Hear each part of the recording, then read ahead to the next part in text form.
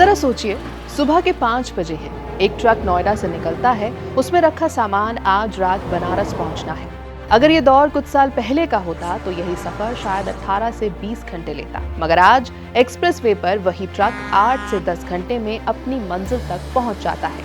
यही फर्क है इंफ्रास्ट्रक्चर का। और आज की कहानी है उत्तर प्रदेश के इंडस्ट्रियल कॉरिडोर्स की। नमस्कार, मेरा नाम है श्वेता और आप देख रहे हैं बात उत्तर प्रदेश की।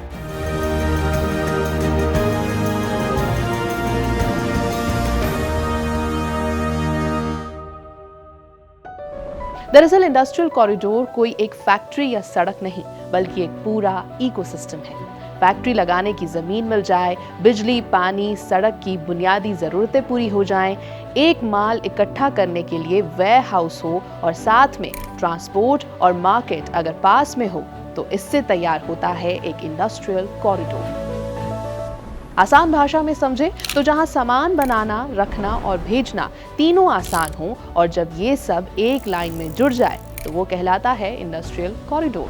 जब कनेक्टिविटी बेहतर होती है, इंफ्रास्ट्रक्चर का योगदान विकास के लिए वैसे ही होता है जैसे हमारे शरीर के लिए हड्डियों के ढांचे का होता है। सबसे पहले बात करते हैं सबसे बड़ी जरूरत की, यानी सड़क। उत्तर प्रदेश में योगी सरकार ने सत्ता संभालते ही सड़कों को लेकर ऐतिहासिक फैसला लिया, मगर किसने सोचा था ये सड़कें सिर्फ यातायात का जरिया नहीं बल्कि आर्थिक विकास की रीढ़ बन जाएगा। Ganga expressway, Purvanchal expressway, Bundelkhand expressway, Agra Lucknow expressway, साथ में इन सड़कों के दोनों ओर इंडस्ट्रियल जोन, लॉजिस्टिक पार्क और मैन्युफैक्चरिंग क्लस्टर्स बन रहे हैं। इन्हें कहा जा रहा है integrated manufacturing and logistics clusters, यानी IMLCs। पहले पता ही नहीं लगता था सड़क में गड्ढा है या गड्ढा में सड़क है, इसका पता ही नहीं रहता था। लेकिन अब एक्सप्रेसवे का जाल पूरे प्रदेश को एक नई अर्थव्यवस्था के रूप में स्थापित कर रहा है।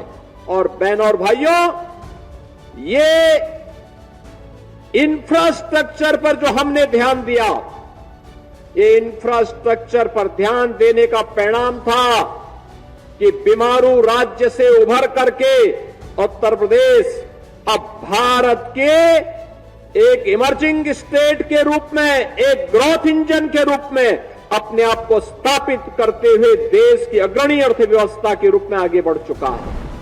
विकास को एक नई ऊंचाई देने के लिए यहां इन्वेस्ट करने वाली कंपनियों को रेडी प्लॉट के साथ साथ तेज कनेक्टिविटी तो दी ही जा रही है, साथ ही बिजनेस के लिए एक तैयार माहौल भी दिया जा रहा है। मगर सबसे पहले सड़कें ही क्यों? तो जवाब आसान सा है।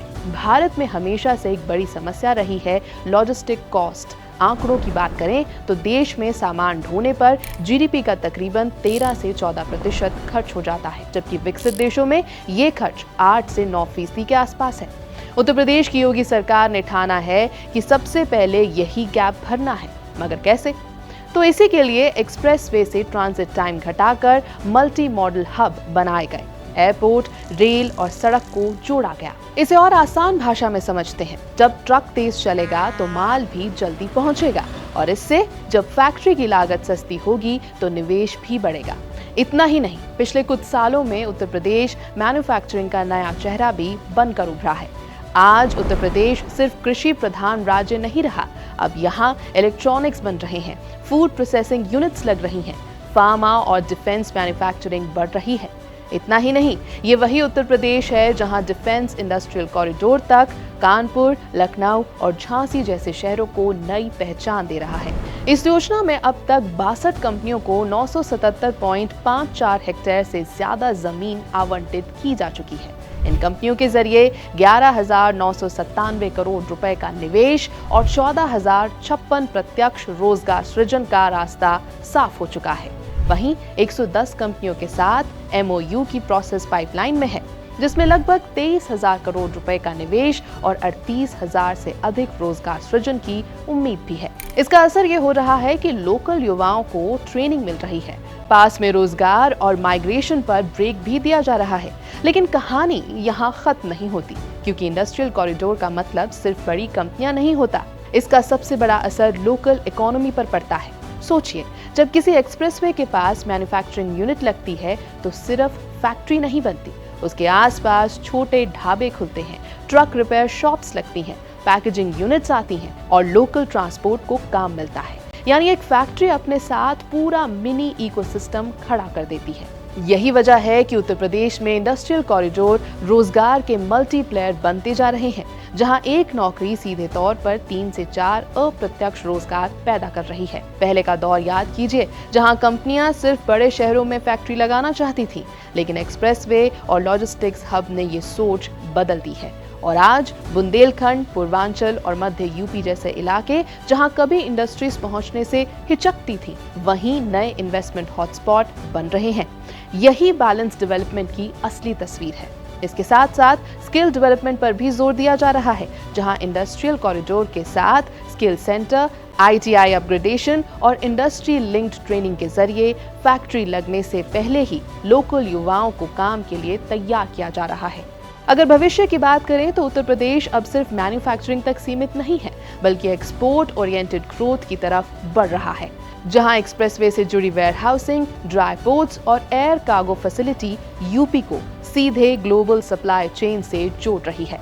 नोएडा का इलेक्ट्रॉनिक्स क्लस्टर, कानपुर लखनऊ का डिफेंस कॉरिडोर और पूर्वांचल का एग्री प्रोसेसिंग बेल्ट मिलकर उत्तर प्रदेश को एक मल्टी इंडस्ट्री स्टेट बना रहे हैं। और यही वजह है कि आज निवेशक यूपी को सिर्फ भारत की सबसे बड़ी आबादी वाला राज्य नहीं, बल्कि एक लॉन्ग टर्म बिजनेस डेस्टिनेशन के तौर पर देख रहे हैं।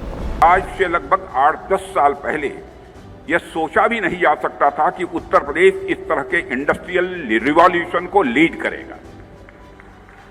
उत्तर प्रदेश में ऐसा इंडस्ट्रियल रिवॉल्यूशन होगा, इसकी तो पहले हम लोग कल्पना भी नहीं करते थे। इसके लिए सारी सुविधाएं, सारा माहौल बनाने में हमारे मुख्यमंत्री श्री योगी आदित्यनाथ जी ने जो भूमिका निभाई है, उसके लिए मैं उनकी भूरी भूरी प्रशंसा करता हूं। किसी से भी पूछिए जो कम जानने वाला होगा देश की राजनीतिक और सामाजिक परिस्थितियों को, उससे भी सवाल कीजिए कि सबसे बेहतर लॉ एंड ऑर्डर की सिचुएशन किस स्टेट की है। स्वाभाविक से रूप से किसी स्टेट का नाम आएगा तो हमारे और आपके स्टेट उत्तर प्रदेश का आएगा। सालों तक पूछा जाता रहा कि इंडस्ट्री कहाँ है और नौकरियां कहाँ हैं। अब सरकार का जवाब साफ है, जवाब सड़कों में है, एक्सप्रेसवे में है और इंडस्ट्रियल कॉरिडोर में है। अब उत्तर प्रदेश में इंफ्रास्ट्रक्चर इकोनॉमिक इंजन बन चुका है। अगर प्लानिंग, इम्प्लीमेंटेशन और इंडस्ट्री का भरोसा साथ चलता रहा तो वो दिन दूर नहीं जब उत्तर प्रदेश भारत का अगला लॉजिस्टिक्स और मैन्युफैक्चरिंग पावर हाउस बनकर उभरेगा। क्योंकि जब सड़क तेज होती है तो सिर्फ ट्रक नहीं दौड़ते, साथ साथ दौड़ता है विकास और अर्थव्यवस्था। तो ये थी कहानी उत्तर प्रदेश के इंडस्ट्रियल कॉरिडोर की। हमारी खास सीरीज के अगले एपिसोड में हम बात करेंगे कौशल विकास, युवा सशक्तिकरण और रोजगार की। तब तक आप देखते रहिए ABP लाइव।